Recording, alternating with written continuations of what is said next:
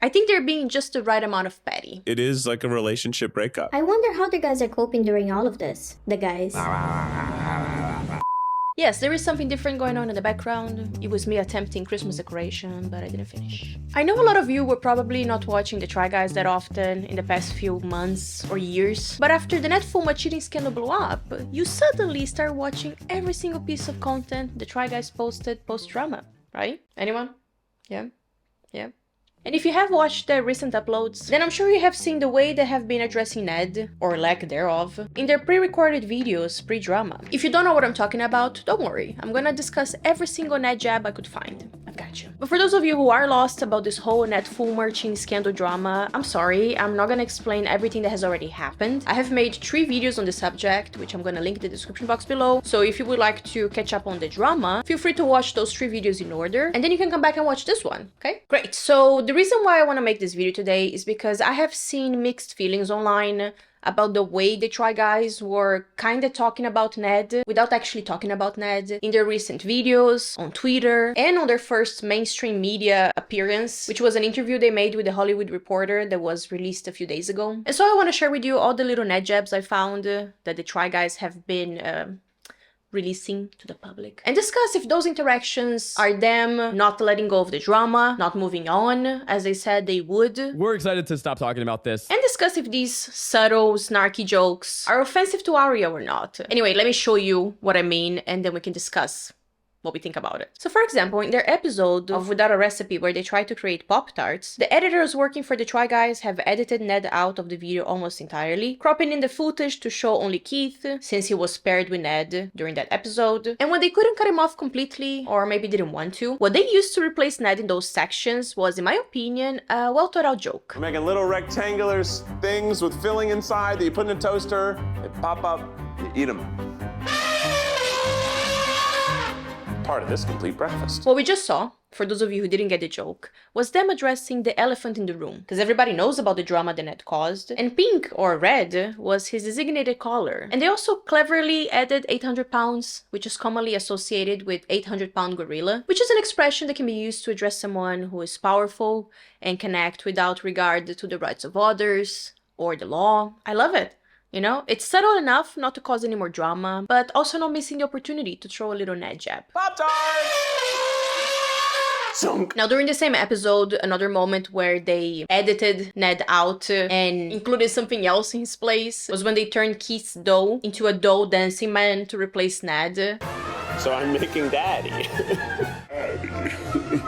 It was quite creepy, but it was fun. And I also thought it was very thoughtful of Rosanna Pansino to send in a voiceover of her Pop-Tart judgment, addressing Ned as the elephant when giving the 4th place to his creation. So the Pop-Tart that's in 4th place, unfortunately, the dough left us wanting more. We wanted a little bit more flavor, the texture was a little off.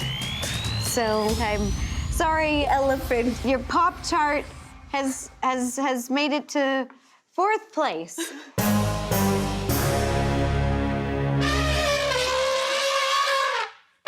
You're scaring our judges. So I thought it was a very interesting way to address Ned in this pre-recorded video, and a lot of people seem to have enjoyed that. As this Reddit post says, I am too living for the edits in this season of Without a Recipe. The editing is truly iconic. I'm so happy they haven't thrown the content away entirely, but found a way to still release with their specific flavor of humor. This is phenomenal. I'm so entertained. By the way, props to the editing team, okay, for doing what they did, trying to keep Ned out of sight, and when they couldn't, or like I said, didn't want to, made all these funny edits. Our editing team did an incredible job creating images that look like no one was removed. Some of it's pretty fucking impressive. It was magic. And I also have to mention that Ned wearing a shirt that says I love bad ideas, and the editing team leaving it there on purpose. That's the wow for me. Nothing this guy does age well, does it? So you see, these little things could have been edited out. Like, for example, not mentioning that Zach is no longer the 4th best, or not talking about having consent. Do I have your consent? Yes, you have my consent. Or a kiss on the cheek. What are you gonna give me? A kiss on the cheek? Not in this climate. And then later posting those things on Twitter to reinforce the message. So they chose to leave those things in or to add extra things to their footage of pre-recorded videos or even future videos, you know, where they make those snarky jokes. And while I think those were funny, sassy ways to address the issue without actually addressing the issue, there are some people online who have a problem with that. The Try Guys came to the logical conclusion that the best thing to do for those victimized by the situation is to make sure the public continues talking about them as much as humanly possible for over a month now. And when you juxtapose what I'm talking about to the original video, We didn't want it to blow up this big because of how traumatic blowing up is. Just imagine it was you and your mistake was on that big of a blast. But that many people making TikToks about it, that many people making funny meme tweets about it, like really hard. Really, really hard. it doesn't sit well with me, to say the least. So yeah, while he makes very good points in his video that the Try Guys did mention, We ask that you exercise kindness. but then in the following months after the whole scandal, they are doing these, let's say, petty jokes at Ned and everything that happened. There's a little bit of a hypocrisy going on here. Is Ned a victim of the situation? No. But is he someone with less of a platform than you guys? Is he someone who millions of people, including myself, have already gone after and criticized? Yes?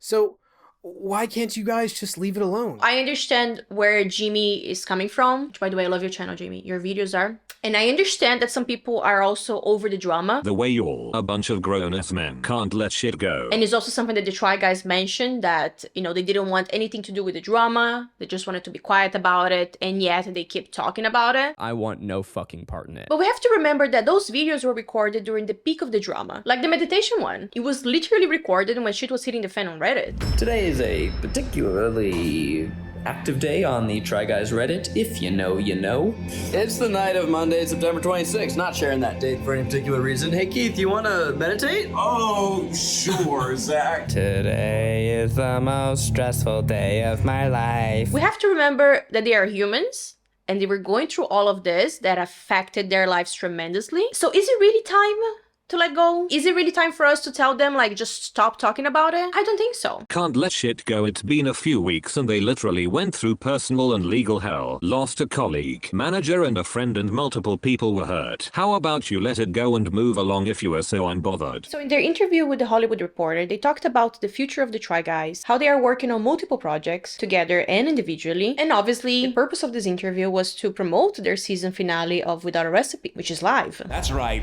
live. And yes, Brenda, it's paid, okay? They're a company, they need to make money. And of course, the interviewer couldn't help but ask them about everything that has happened and also mention the largely criticized SNL skit. They didn't say much about how they felt about the skit because a publicist present during the interview asked them to move on from that topic. But Eugene did answer the question about why some people thought they overreacted about Ned. I don't fault anyone who has a reaction to something like that because they typically don't see people held accountable in those types of positions of power. So they're only being criticized because they chose to handle it with more morality than anyone else does. And I don't necessarily disagree with what he's saying, but again, I have a problem with them acting like they're so morally righteous when they have been milking the situation repeatedly for profit. Considering they are still spending extra time editing him out of vids, I think it's unfair to be like, stop talking about it. Like they are still dealing with the consequences of his actions, they should be able to make jokes about it. So, now that you have all this context, do you think that the way the Try Guys have been addressing the drama affects Ariel? Well, I understand that it's hard to move on when you have the whole internet reminding you that you're married to a shithead or a giant trash bag person, as Becky said. I honestly don't think that them making fun of Ned in pre-recorded videos is offensive to Ariel. Hey, even she was making fun of the situation when she decided to follow Young Gravy on Instagram, which I thought was hilarious, you know? Humor is a great coping mechanism, and I'm sure it did, you know, it helped with her ego a little bit. Now, do you think that the Try Guys are continuing to talk about the drama on purpose, to keep it alive, to keep generating, you know, traffic and views to their channel? On purpose or not, I guess one can argue that them continuing to make those jokes and tweets are making channels like mine and others keep talking about it. So yes, in a sense, it does keep the conversation going. I honestly think it's just them putting the existing situation, you know, to good use. Like I said, humor is a great coping mechanism, mechanism, and venting is also important. This was a really difficult moment in their lives, both personally and professionally. I don't think we should be asking the Try Guys to move on already from the situation, or that they should move on even if they're not ready for it, because that's the moral thing to do. Anything that we are feeling, we have to have certain measured responses, and that's hard too. Let them troll Ned jabs. I fully support that. I love you.